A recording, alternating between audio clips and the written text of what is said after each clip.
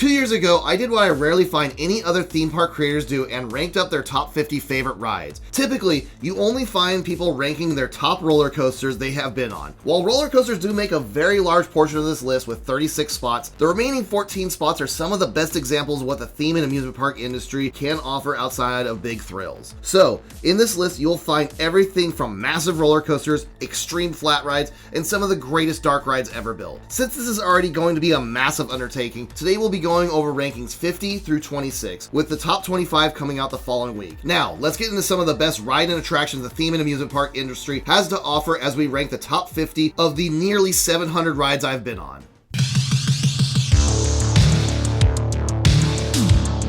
Kicking off our top 50 is the first of 3 wooden coasters from this fantastic park in the middle of nowhere, Indiana, the Raven at Holiday World. There is no better collection of wooden coasters than at Holiday World, and the Raven packs a massive punch. Only standing 110 feet tall, it's all it needs to get the momentum to fly through the Indiana forest. You first dive into a tunnel, blast past an airtime hill, and do a large sweeping turn over the lake. You get plenty of amazing airtime in the back row as you're flying over these hills, but this is just the appetizer for what is to come. After taking a left, you fly down a hill that dives deep into the forest and gets an amazing dose of ejector airtime. This finale is insane as you feel completely out of control up until speeding into the final breaks. While short, you can see how the Raven managed to win its Golden Ticket Award for Best Wooden Coaster from 2000 to 2003. One final note, while this coaster is amazing during the day, at night this is arguably one of the greatest night rides in the world. Honestly, I have it ranked higher than the incredible and famous Beast night rides. It's that good. For number 49, we have the first of many RMCs on this list, and this is their Raptor prototype, Railblazer at California's Great America. This pure rapid fire intensity, beat for beat, is one of my favorite coasters out there. The only issue is only 30 seconds in duration. However, that 30 seconds is mind-numbingly intense with positive G's and ejector airtime. The 90-degree first drop is insane in the back row. Each and every dive the coaster makes gives incredible ejector airtime, something RMC is known for. While lacking in length, Railblazer does come full force and delivering an insane layout in such a small footprint. The pure rapid fire intensity, beat for beat, is one of my favorite coasters out there. From one short coaster to another, Storm Runner at Hershey Park also packs an awesome punch in such a short time period. Nestled into the hills of Hershey Park, Intamin had to get very creative with the layout. Of course, with any hydraulic launch, Storm Runners packs a nice punch to get their train up to 72 miles an hour to get up and over the top hat. You get a nice pop of airtime before you go flying down the hill, up into the first inversion, which isn't anything too special, but is setting up for the most fun named inversion of all time, the Flying Snake Dive. While fun to say, it is also a fantastic inversion, hitting a 0G roll while flying back down into the ground. And just like that, it's over. Storm Runner is short and sweet, but does leave a lasting impression. Heading an hour north deep into the Pennsylvania mountains is Twister at Knoebels. While overshadowed by its smaller but award-winning brother across the park, Twister still packs a fantastic punch for a wooden coaster. Filling in the name where it really isn't any straight track on the coaster except for the lift hills and first drop. After its first drop, you are on an appropriately named twisted ride with double helixes, a few pops of airtime, and overall, you don't really know where you're heading when you are looking at the knot of track in front of you. Knoebels takes such incredible care of their wooden coasters, making it a must-stop for anyone traveling in the area. For number 46, we have the first international attraction, Oziris at Park Streaks. Who doesn't love a B&M invert? These are some of the best coasters out there designed to crank up the intensity. Other than the fantastic layout, Oziris ranks high among other similar B&M inverts thanks to the incredible theming surrounding the coaster. The queue is incredible looking along with the station. Just like almost every other B&M invert out there, you climb high and start going through some inversions. The first 3 inversions are pretty standard, hitting you with tons of rapid fire intense elements. However, where Oziris really shines is when it comes swooping back down into a tunnel right next to the station that is incredibly well themed and has water inside the tunnel. The second half of the layout, Oziris sticks very close to the ground, making tight turns where it can. Overall, the layout of Oziris is good. There are inverts out there with better layouts, but the theming goes a long way to raise Oziris this high on the list. It will not be the last time we talk about a ride's theming elevating it high on this list. Next up is so similar to Oziris where even though the theme is almost the same, however, while the theming is nowhere near as elaborate as Oziris, Montu's layout is so incredibly top-notch, I couldn't not have it at the top of my list of my favorite B&M inverts. Montu is incredibly intense from start to finish. Standing 150 feet tall, it's one massive looping coaster filled with 7 inversions that are all rapid fire. The first loop hits you like a ton of bricks with intensity. The 0G roll is phenomenal, just like all B&M inverts installations of this inversion inversion, providing amazing whip and airtime at the same time. The Batwing is so intense, maxing out at 3.8 Gs at the bottom of the inversion, you really start to feel your blood pool to your feet. The second half of the ride is equally intense and sticks low to the ground, where you can see the Egyptian theming just below your feet. Montu is truly a fantastic coaster, and seeing one of the best looping coasters ever built only barely making my top 50 goes to show how everything else on this list is utterly fantastic. Number 44 takes us to the other side of Busch Gardens Tampa that for a long time for me was the greatest looping coaster ever built, Kumba. Even after 32 years later, Kumba packs a massive punch, being one of the most intense coasters ever built. It hauls ass through its 7 inversions, where more modern B&M loopers are more floaty through its inversions. Starting right off the bat with an intense and massive vertical loop that wraps around the lift hill, into a dive loop, 0G roll, a cobra roll, and some interlocking corkscrews. Kumba rips through its course. Despite current ongoing rumors, I hope Kumba is a coaster that stays around for a long time, as it blows me away every single time I ride. From one intense B&M to one that focuses more on negative Gs than positives, we have Intimidator at Carowinds. Yes, I know it's called Thunderstriker, but like Pantherian, I choose to ignore it. Regardless of the name, this is a coaster that is extremely sentimental to myself, being my first hypercoaster. Standing at an impressive 232 feet, you get an outstanding first drop, delivering amazing floater airtime in the back row. After a fun turn to the right, you hit the first of many airtime hills stretching out to the perimeter of the park. While these hills do deliver pretty good airtime, I do wish the trims were dialed back a little bit, much like another hypercoaster later on this list that delivers borderline ejector airtime. Nevertheless, Intimidator delivers fun, smooth, and plentiful moments of amazing floater airtime that often gets overshadowed by its much bigger brother across the park. Number 42 brings us to the first non-coaster edition for one of the best drop towers in the world, Mystery Castle at the phenomenal Phantasialand. Drop towers on their own are pretty awesome and thrilling rides, but some madman decided to make this one 213 feet tall and stick it inside of a castle, which you then drop in the pitch black. You start queuing inside a dark and creepy castle with an Albert Einstein looking animatronic. Maybe it is actually Albert Einstein, but the entire pre-show was in German, so who knows. After being tormented by possible Albert Einstein, you get funneled into the castle onto these unique Intamin drop towers, all facing inwards. Once you're strapped in, the lights go out and you're shot up to the top of the tower. A ton of special effects break the darkness, giving the illusion you're in the middle of a Frankenstein-like experiment, before plummeting all the way to the ground. There are many taller drop towers out there, but being in the pitch black with nothing but some occasional special effects lighting the way is truly a unique and exhilarating experience.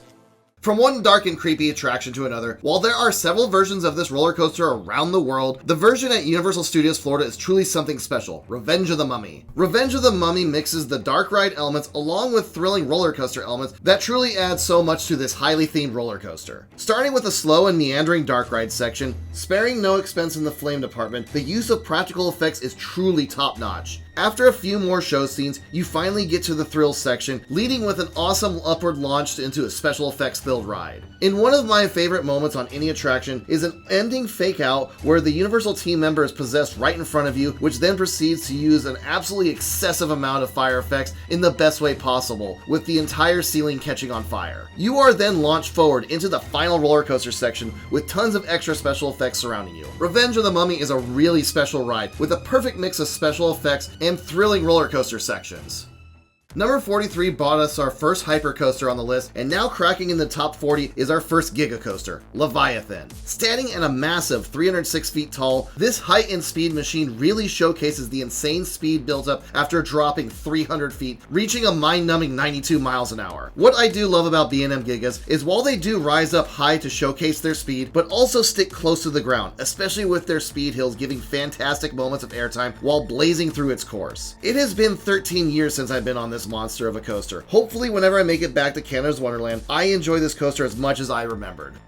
While overall I prefer rides to be a nice and long rewarding experience, sometimes some of the best are over in a flash. But what they do bring to the table is so impressive, it outshines some of the best out there. Xcelerator lasts a quick 23 seconds, but that launch is truly some of the most exhilarating and most powerful launches in the world. Accelerating right out of the station from 0 to 82 miles an hour in 2.3 seconds, heading directly into a 205 foot tall top hat where in the front and back roads you get amazing ejector airtime, and finish with 2 overbank turns into the brakes. Xcelerator is extremely simple, but the sadly endangered hydraulic launch delivers such a punch that no LSM can ever bring to the table. Just make sure you get out to Knott's Berry Farm in the next couple years, just in case this one's on the chopping block.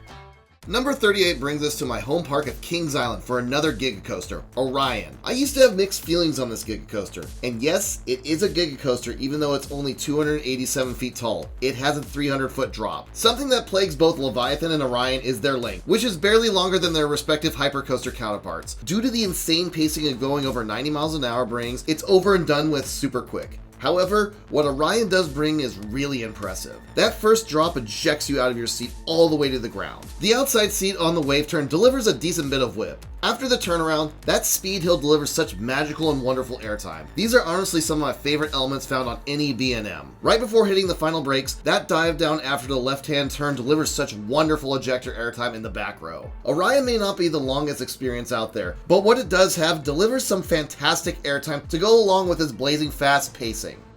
After dropping down 300 feet down to the ground on a roller coaster, our next entry shows us what it's like to do that from the top of a drop tower. While there are several drop towers that break the 300-foot barrier, and there's even one that breaks a 400-foot barrier, Falcon's Fury at Busch Gardens Tampa does something unhinged, which makes this my favorite flat ride in the world. Already standing at an insane 335 feet, this drop tower is intimidating enough on its own. However, once you get to the top of the tower, the seats then turn towards the ground as you enter a skydiving-like position. You then drop all the way to the ground looking directly at it, until you hit the brakes, which then the mechanism swings into the normal seating position. This drop tower is not for the faint of heart. This is by far the most intimidating ride I've ever been on. If you are a thrill seeker like myself, you need to make your trip down to Busch Gardens Tampa to give this thing a ride.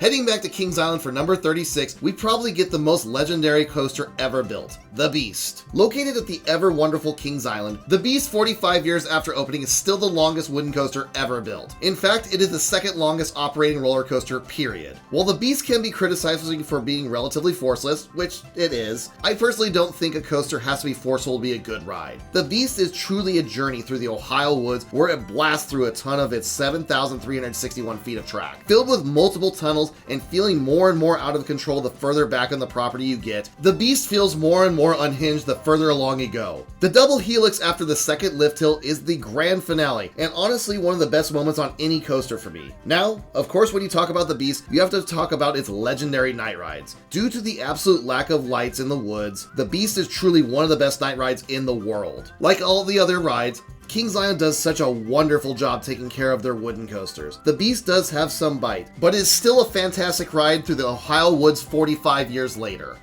The next of 3 wooden coasters in a row is what I consider a very underrated coaster, probably due to its bigger brother that's much higher on this list. The Legend. Now, I can see if all you wanted is airtime from a coaster, this is not the roller coaster for you. However, while this does focus more on laterals than airtime, the few pops of airtime it does have throughout its layout is pretty outstanding, while also excelling in laterals. The setting in the Halloween section of Holiday World is absolutely perfect, especially with the menacing sounding bell that rings every time a train is dispatched, along with the equally menacing sound of the Headless Horseman on the lift hill. Starting with a fantastic first drop overlooking the award-winning water park and zooming through the first of several tunnels, you slam into your side as you make your way out towards the furthest point and the turnaround. Hitting a few fantastic pops of airtime and then slamming you back into the side for a double helix which has as little banking as possible. While nowhere near as long as its colossal wooden cousin in the same park, the Legend does seem to go on forever in the best way possible. It is impressive after all that track, the Legend hits the final brakes with so much steam. But, as I alluded, this will not be the last time we talk about Holiday World's fantastic wooden coasters.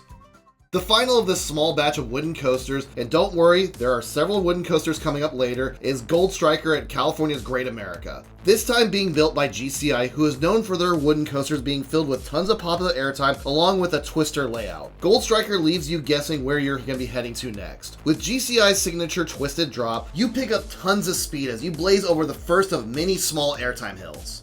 With over 4,000 feet of track, you truly do twist all over the entire layout of this coaster. Now, the depressing fact of this coaster is its uncertain future. In 2022, it was announced that California's Great America's land was sold to a property developer, and unless things change drastically, within the next 8 years, the park will close. Will that actually happen since the city is trying to fight it? We are not sure. But if the park does close, it is possible Goldstriker does get new life at another Six Flags park. It is not common for wooden coaster to be relocated. However, it does happen, with the best example being Phoenix at Knoebels. Regardless of what the future brings of this roller coaster and park, get your rides in now on this amazing GCI Woody. For number 33, we head to the newest credit on this list, and also one of the most surprising, Full Throttle at Six Flags Magic Mountain. Far from the longest experience, but just like Xcelerator, what is there really blew me away. Starting off with a nice punchy launch up to 70 miles an hour and into one of, if not the best moments of hang time I have ever experienced in the former largest vertical loop at 160 feet tall. You head up the mountain and dive into a tunnel where you get a strange swing launch and blast into the finale. Head over to the same loop you were just on, and if you are in the back row, for a split second, you get one of the most powerful moments of ejector airtime I have ever experienced. The short length does hold Full Throttle back from being truly an elite coaster, but I could not get enough of this short but sweet powerhouse.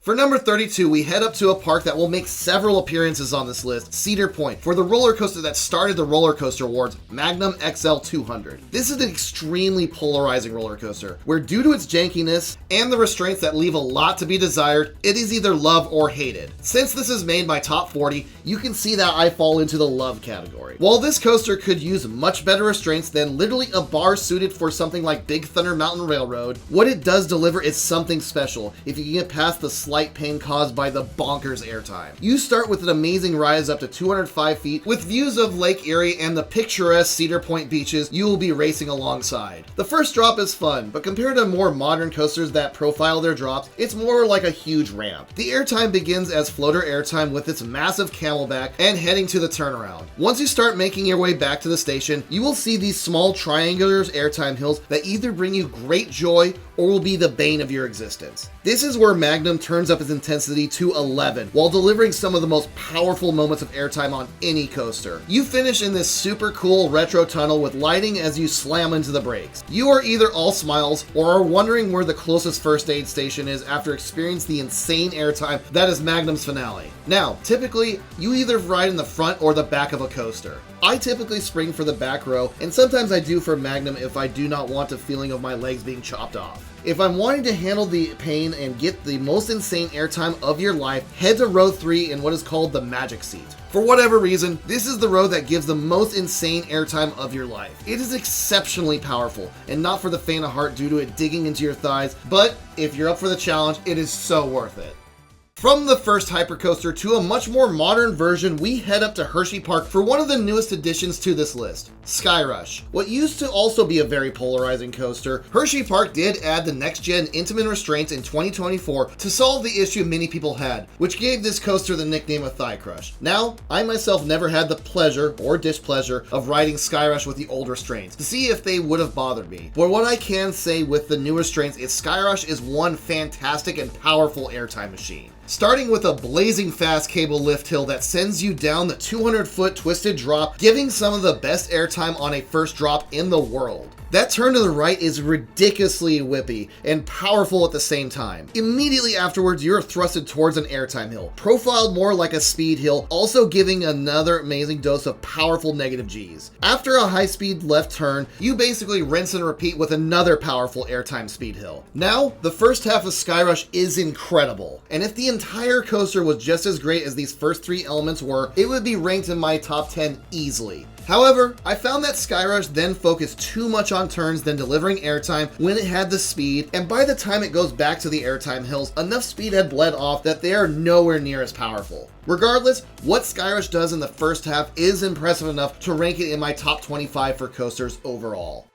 We next head back to Kings Island for one of the best wooden coasters out there, Mystic Timbers. While not a stat monster, Mystic Timbers packs such an insane punch when it comes to an amazing layout. Made by the same manufacturers as Goldstriker, Great Coasters International, GCI has mastered their layout with having tons of pops of airtime while staying low to the ground. Starting with a fantastic twisted first drop that whips you to the side as you spiral to the ground, especially in the back row. You gain all the speed you need as you blast through this remarkably smooth wooden coaster layout. After climbing up over the lift hill, the rest of the layout focuses on keeping its insane speed and staying as low to the ground as possible while also hitting you with amazing pops of airtime. Most of the time you don't expect it since it bounces along the ground like a stone skipping over water. The rapid fire changes in direction adds so many amazing forces. You hit the brake run and enter what typically is a boring holding brake area right outside the station. Kings Island went the extra mile with theming this holding brake area to a haunted shed with some fun props and projections. Overall, Mystic Timbers is a blast that until very recently was my all-time favorite wooden coaster.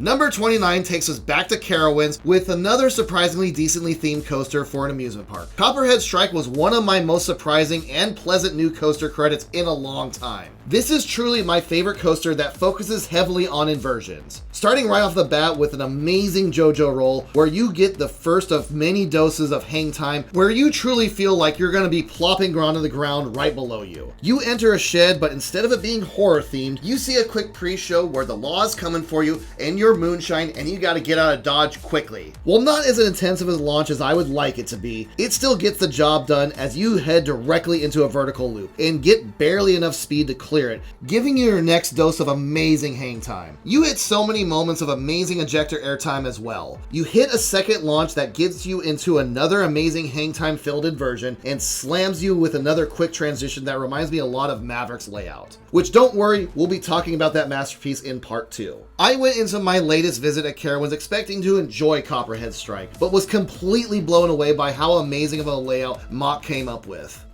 We leave coasters behind for a little bit, where you have one of the biggest surprises back in 2017 when the beloved Tower of Terror was transformed to Guardians of the Galaxy Mission Breakout. While the lesser of the versions of Tower of Terror, the original was still a fantastic ride. So when Disney announced it would be closing to get a Guardians of the Galaxy retheme, people went a little ballistic. However, when Mission Breakout did open up, not only was it to rave reviews, but honestly, you're lying to yourself if you don't think this is the better version. While Tower of Terror was more horror themed, Mission Breakout is pure fun, starting with an excellent pre-show with an incredible looking rocket animatronic. This really sets up the mood that Mission Breakout is going to be drastically different from its predecessor. Once you get into your elevator, the drop sequence is truly a blast, with Rocket messing things up for the collector, along with the inevitable chaos that comes when you let the rest of the Guardians out. Thankfully, the best part of the original attraction is still intact, with the actual drop sequence being fantastic like always. Mission Breakout is truly a fantastic overlay of a classic attraction, while being the second best Guardians of the Galaxy themed attraction in the world.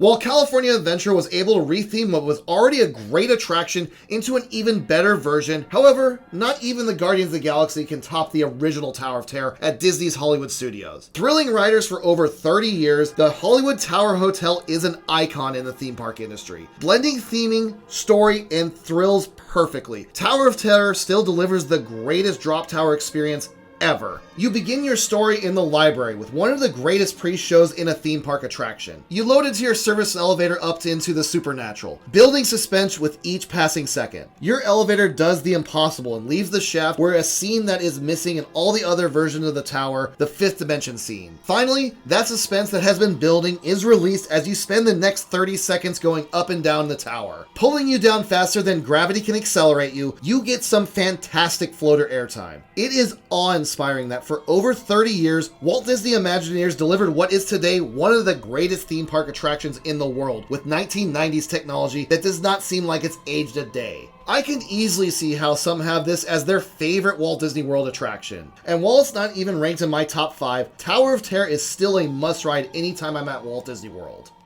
Finishing off part 1 and jumping back to California Adventure, the true centerpiece that capped off the massive $1.1 billion renovation for the park is still to this day one of the best dark rides ever built, Radiator Springs Racers. Located in the magnificent Cars Land, this rockwork does truly look like you have been transported along with the most scenic portions of historic Route 66. Using the same technology as Test Track at Epcot, while not traveling as fast, Radiator Springs Racers is still a thrilling ride. Built up by the masterful storytelling that when Walt Disney Imagineers are at their best, there isn't much that can be done better in this industry. You start with a gentle and peaceful ride through the amazing rockwork and enter into a dark ride section. The animatronics are so incredibly lifelike. It does look like you have been plopped right into the film. After getting your vehicles tuned up, you enter the exciting race, heading back into the incredible looking rockwork. With the winner being selected randomly, there is so much fun in this incredible dark ride. It is understandable why it manages to get a massive line well after a decade into it being open.